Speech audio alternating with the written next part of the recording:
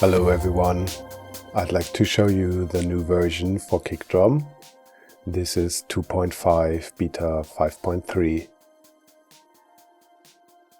And the first feature I'd like to show you is the new Symmetry function in the wavetable. So if we go into wave edit mode here, and we would like to design a symmetric wave, now we can do so by going to the wave selector and activating the symmetry function down here, and that will give us a symmetric wave. Then also new is the new copy function in the wavetable, so we can hover over a wave and copy it, and now it's in the clipboard. We can paste it at a different position, or we can paste it in an entirely new wavetable. This is also working for the entire wavetable. We can copy it up here and then paste it into a different patch.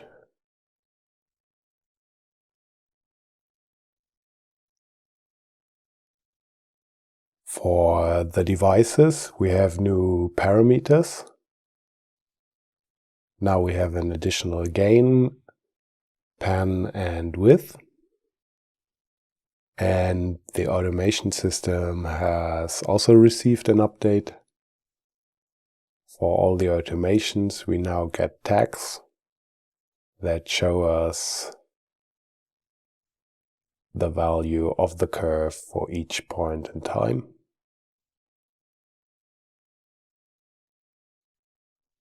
The next feature is something that was requested from the comments of the last video, which is a note envelope.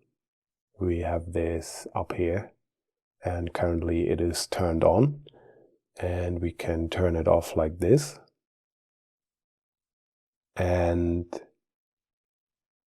to edit it, we click here, and then we have our attack, decay, sustain, and release. And these are also exposed to the DAW and can be automated from the DAW. We can adjust the curvature.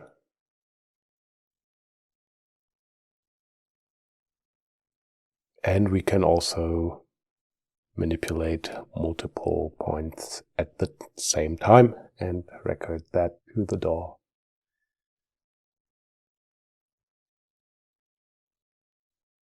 The next feature is the new pitch adjuster.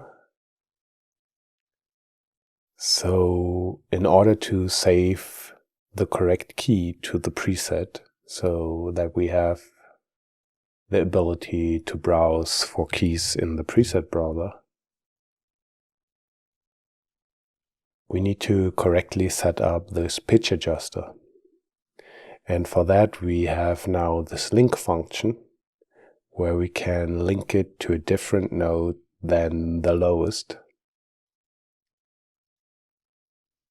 Now, if we have a dip here that goes below our actual body note,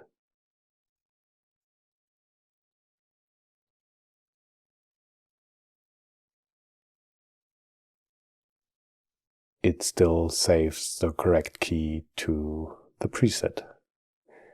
Additionally, there's a send offset, and we can further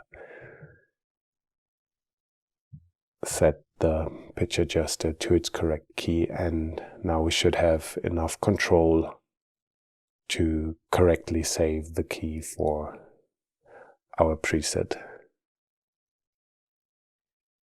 The last feature is a new device. It's the tool device, and the tool device is basically a spin-off of the sampler, and instead of taking a sample, it takes the audio that is coming into the tool. So we can now move this around, trim it, or stretch it,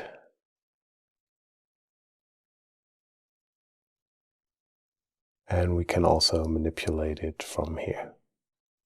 So this is a new tool device, and these were all the main features I'd like to show you.